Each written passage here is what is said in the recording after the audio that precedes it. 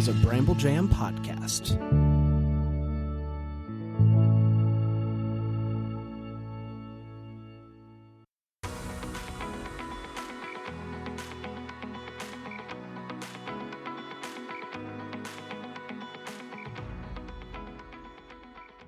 Welcome to Girls Gone Hallmark, a Hallmark review podcast. I'm Megan, and I'm a longtime Hallmark fan. I'm Wendy. I'm a former Hallmark hater. Look, Megan's giving me right now. And today we're reviewing Holidazed, episode 6, The Camarena Family. Holidazed is streaming exclusively on Hallmark Plus, and we are in the middle of our marathon, counting down episode 6 of 8. Let's talk about the Camarena family. Let's talk about how much I hated this episode. Yeah, we will, but let's talk about the actors Sure. who portrayed these characters, starting with Bert Cardoza, who plays Kevin Camarena. He's the son. Bert has previously appeared in Falling in Love in Niagara and The Most Colorful Time of the Year for Hallmark as part of his 26 acting credits. Noemi Gonzalez plays daughter Gabby. Noemi has 25 acting credits, including 65 episodes of The Young and the Restless and Undercover Holiday for Hallmark. Tim Perez plays Manny Camarena. He's the dad. Tim has appeared in iconic movies like Weekend at Bernie's and Ocean's 11, as well as one episode of Girls Gone Hallmark bingo card show Unreal, for a total of 71 acting credits. Francois, you got it. Francois Robertson plays Mom Clarice. Francois has 53 total acting credits, which include a handful of Hallmark appearances like Christmas Joy and The Perfect Bride Wedding Bells. So back to your point, this episode was a rough one for me for several reasons. I felt like it leaned real hard into like Hallmark trope land. Also, I feel like the vibe of this episode does not match the vibe of the next two episodes in terms of the way Katie's character is portrayed in some elements. Okay. So we start on a dream sequence, a nightmare sequence. And Katie and Kevin are getting married, and Gabby's like the black sheep. She's being like left behind. She's at the shitty table at the wedding or at the wedding reception, and every time someone comes in the door, it slams into the back of her chair. She's not invited to be part of the family events. And then, of course, it goes like a little kooky because in their cake cutting moment, Katie slams cake in her face, and then we hear them chanting, "Easy bake, easy bake." it kind of made me feel bad. Much about this episode makes me feel bad. I mean, I felt bad for Gabby, for sure. Yeah, so Gabby wakes up and Katie is trying to wake her, and she's like calling her Easy Bake in that moment. Yes. And Gabby's like, "Please don't call me that anymore." So this is like the first time for me, when I'm watching this, like we get confirmation that Katie is not as nice as she seems. What I can't figure out throughout this entire episode is Katie clueless? Katie's an asshole. You think? Katie's an asshole and she is unwell. Yeah, that's what I think. Well, I don't understand how she doesn't know that she has to know that Easy Bake is a mean nickname.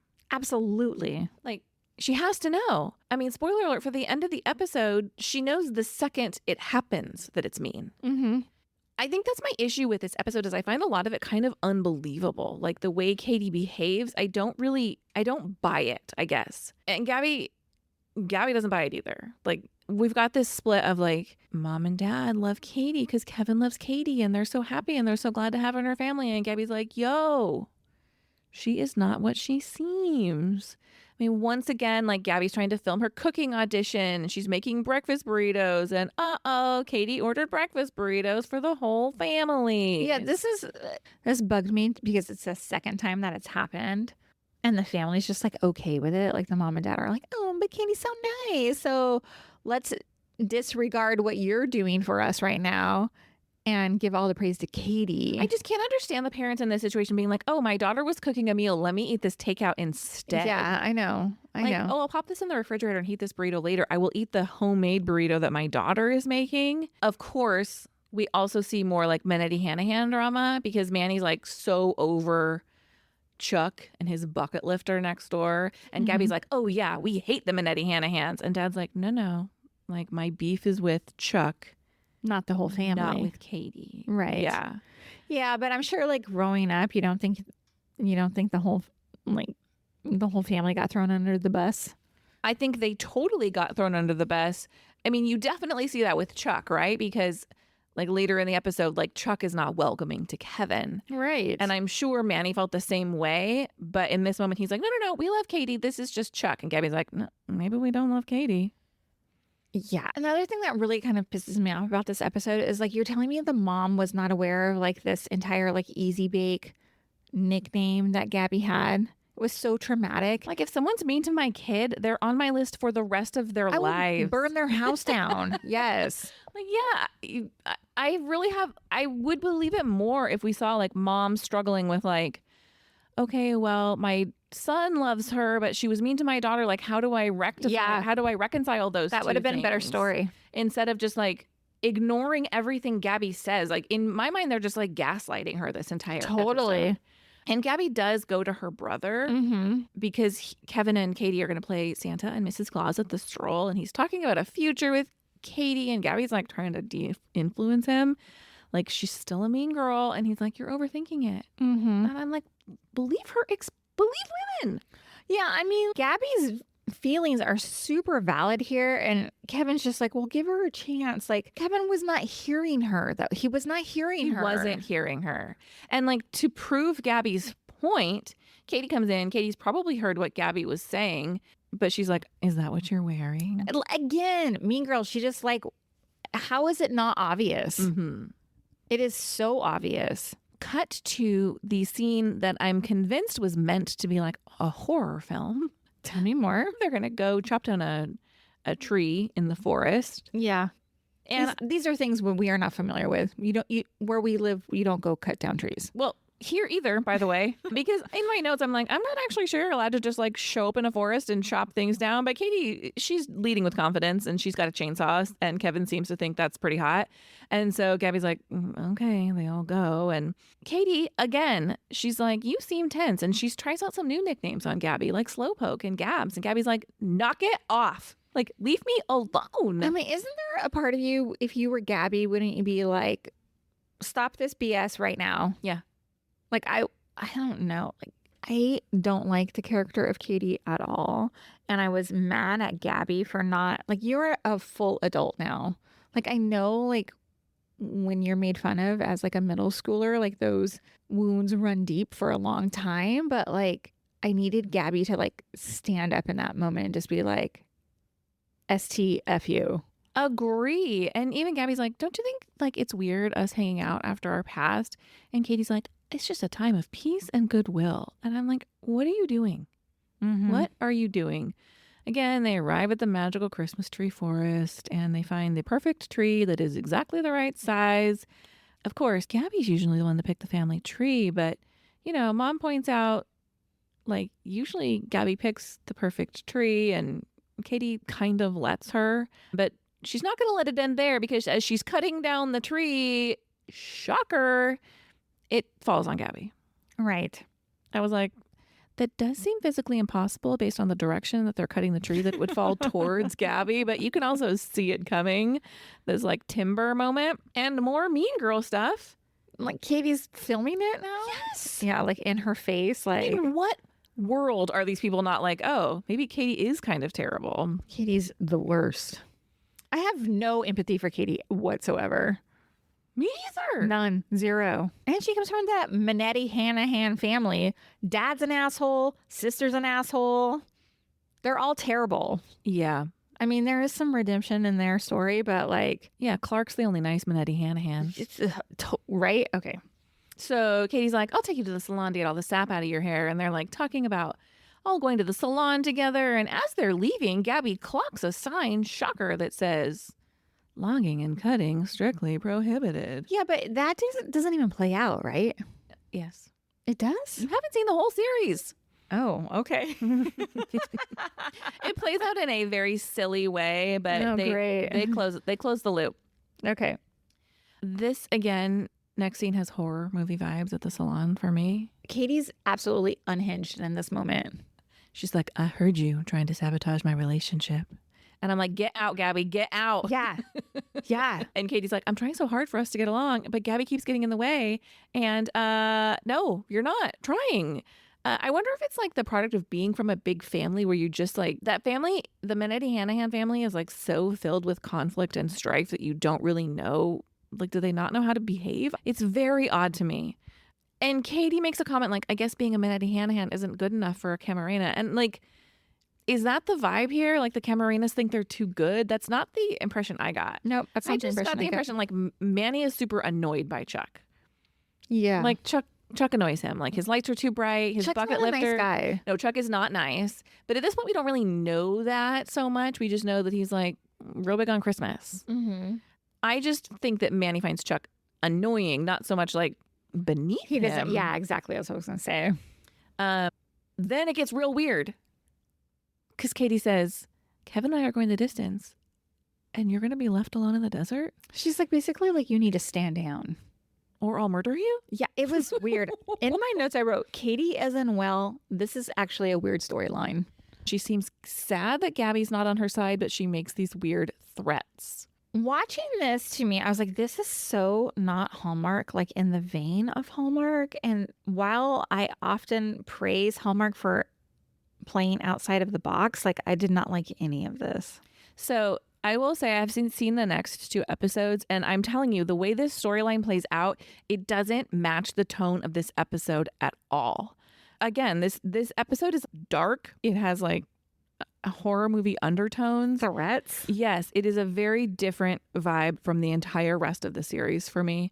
But Kevin's still team, I'm going to marry Katie. So he goes to Chuck, who's like, GTFO, man, you may not have my blessing, including picking up an axe to scare Kevin away. He does. I actually do think it's kind of funny because he's like, I've served 4 tours, and the second worst experience in my life is you asking for my daughter's hand in marriage. Awful.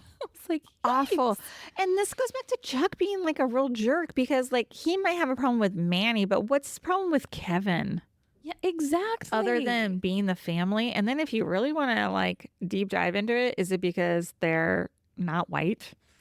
I mean, I don't know. Like, what is their beef? Is it just like this long-standing neighbor beef? Because why doesn't Chuck like Manny? Is it just because Manny is always pushing back on like, your lights are too bright and your truck is too loud and all of that? Yeah, perhaps. And so, like, does he just not like Manny because Manny doesn't like him? Maybe. We see Sheriff Nora, which is nice. Gabby vents to Sheriff Bestie about Katie. But this is another scene where Nora is kind of like, well, maybe she's not that bad. But in this moment, Katie posts those embarrassing photos of Gabby and they go viral. Viral. In the way a photo can, only on Hallmark. Yeah. Oh, Gabby does something with the peppers I have here. Oh, yeah, but there's a whole thing. Like, Gabby comes home and Clarice and Katie have made the tamales. Like, this is a tradition that Gabby does with her mom, and Katie's taken over. Mm-hmm. And Katie's like, I was trying to, like, give you a social media presence by posting that photo. Like, it's a hit. Come on.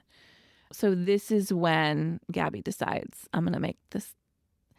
I thought she was going to make the salsa extra spicy, but instead she just hides like a super hot pepper in Katie's tamale. Yeah, I guess. It wasn't like super clear. She did something. I mean, you see in the scene, like the pepper is like sticking out of the tamale. So like Kevin. How does Katie get that actual plate? That's a great question. Because Kevin proposes and Katie has taken a bite of this tamale and is basically like sobbing through the pain of the pepper. He is like assuming she's just like overcome with emotion as she's like sweating and crying and fanning herself. And this the parents get mad at. Yeah, this doesn't make sense to me. Okay, not a cool move on Gabby's part, but her parents don't get mad at Katie for anything. No, she's reached her breaking point. Yeah. We finally see the origin story of the Easy Bake nickname.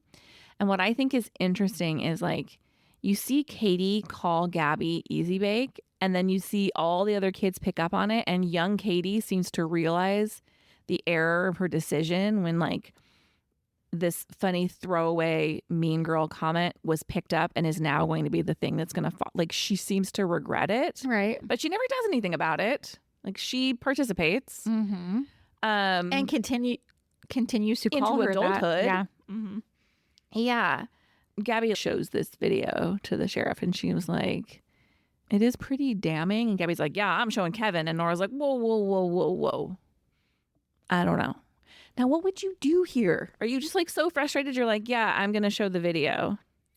I would show the video to my brother. I'd be like, look, I know you love this woman, but she was a real jerk to me. Mm-hmm. Like, it's okay to share those feelings with your brother. Like, if she's truly not trying to convince Kevin, like, oh, you can't marry this woman, I just would be like, well, this is who she was when she was a teenager. And this is why I feel the way I feel about her, because she made my life terrible. Yeah. And Sheriff Bestie wants Gabby to talk to Katie about what happened. And I'm like, have they never done that? Apparently not. I guess not. Kevin is mad at Gabby at home. He's ignoring her. But Gabby goes to Katie and she's like, we're going to talk this out. And Gabby explains like why she carries so much resentment. And Katie apologizes. And then she's like, are you going to apologize to me? But you owe me an apology too. Now, in my opinion, these women both have wronged each other, but Barely. But Gabby has barely wronged Katie here. yeah, what Gabby did was found a new friend group and Katie was left behind. To me, it does not feel like an intentional slight. Like, your friends change. Your life changes and you become friends with different people. Was Katie left behind? Is that hurtful? Yes. Were the intentions very different here? Yes. Yeah, the intention is because Gabby didn't treat Katie cruelly. Yeah. Katie treated Gabby cruelly for years. Yeah. And and Katie in her mind is like, oh, you left me because you see that I wasn't one of your smart friends or whatever. Just bullshit. It's such a bullshit storyline. It enrages me, actually. Well, Gabby's like, are you telling me that we're both mean girls? And I'm like, no. Yeah, I was like, no. No. Yeah, I was so mad watching this. They connect. They look at Katie's vision board. She asks Gabby to design the wedding why is she cake. making a vision board in their house? She does not live at that house. They've been engaged for like 8 hours. I hated all of this. Yes, because that's Gabby's room. But just as Katie and Gabby have reconciled, now the family have seen the video and they have all turned on Katie. Mom, Dad, and Kevin. Gabby does try to smooth things over now. This family does not want to listen to Gabby. No. They want to hear one word out of her for this way or the other way. I would be frustrated if I was Gabby. I would be pissed at like my mom, my dad, and my brother for like not listening to me. They don't listen to Gabby ever, no matter what she's saying. So they basically shun her. Katie leaves in tears, says she's not that person anymore. But she is, though. She is that person still. Yes, she has shown herself to be that person over and over again in this episode. Yeah, so she's full of shit to be like, oh, I'm not that person anymore. Because I don't know, like, the way it's written, maybe we're supposed to read it as her being helpful. I do not read any of it as her being helpful. I agree. I read it as her being underhanded and mean. Uh-huh. Me too. And particularly when she says, like, do you have something to apologize to me for, to Gabby? Like, she's harboring resentment against Gabby as well. Mm-hmm. Gabby wants to stay home and get her audition tape done. And Mom's like, nope, you got to come to the stroll to support Santa Kevin. And I was like, why? Why does your adult son need his sister to be there? He doesn't. He chose to sign up for this nonsense, and his adult sister, who has like a work opportunity on the line, does not need to go and see her brother. Christmas Eve. Let her get her job done. And So Mom's dumb. like, don't worry, we'll be home in time, but we know that a blackout is coming. And no, she won't. I also have in my notes, Kevin as Santa is dumb. He's like this young kid. Yeah. Why are you dressed up as Santa? Get out of here. True. Excellent point. As they're leaving, we see Holland Roden up in the window, a hand to the window, and a single tear rolls down her cheek. Mm-hmm. The music is very melancholy, and Kevin is the saddest Santa ever. But then in a full 180, Katie shows up dressed as Mrs. Claus at the stroll. Yeah, she's like wild-eyed and returns the Yes. ring. Like 2 minutes earlier, she's like sad and melancholy looking out the window. Oh my God, there goes my, what would have been my future husband. And There's then more backstory to this. I scene know coming. there is. It still doesn't make sense to me after seeing that other episode. Oh, Look, yeah, that's right. You saw it. Yeah, it's weird. like, how do you go from she is unwell? Oh, and hijinks ensue. Mr. Chuck like jumps Kevin. There's like a weird altercation. That's what I wrote. There's a weird altercation. There is a weird altercation involving Santa and a snowman and Chuck Minity Hanahan, and security just like looks on like You can't just let some dude attack Santa. the children are going to be traumatized. It is now raining as they return home. And Gabby's like, why does the house feel empty? And they're like, all of Katie's presents that are for her and from her are gone. Like, when did that happen? Yeah. Did Katie take them with her when she left? It doesn't make any sense. Gabby tries this. I also hate this scene because Gabby's like, let's have a nice family moment. Like, it's Christmas Eve.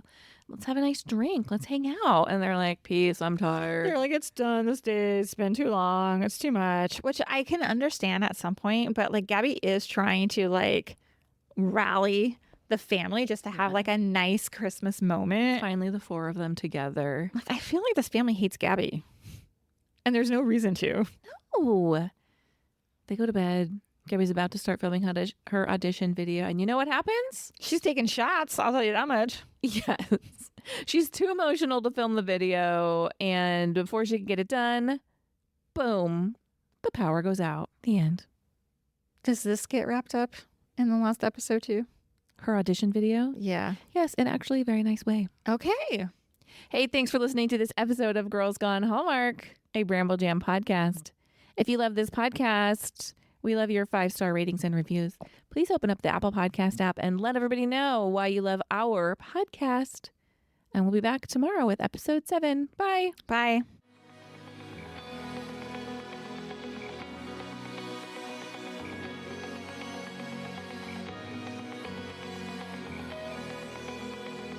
All right, friends, before we go, just a quick heads up. You're about to hear some ads. These little gems help us keep the show running and the Hallmark love flowing. So do with that info what you will. Grab a snack, hit the skip button, or maybe, just maybe, listen in and discover your new favorite product. Bye.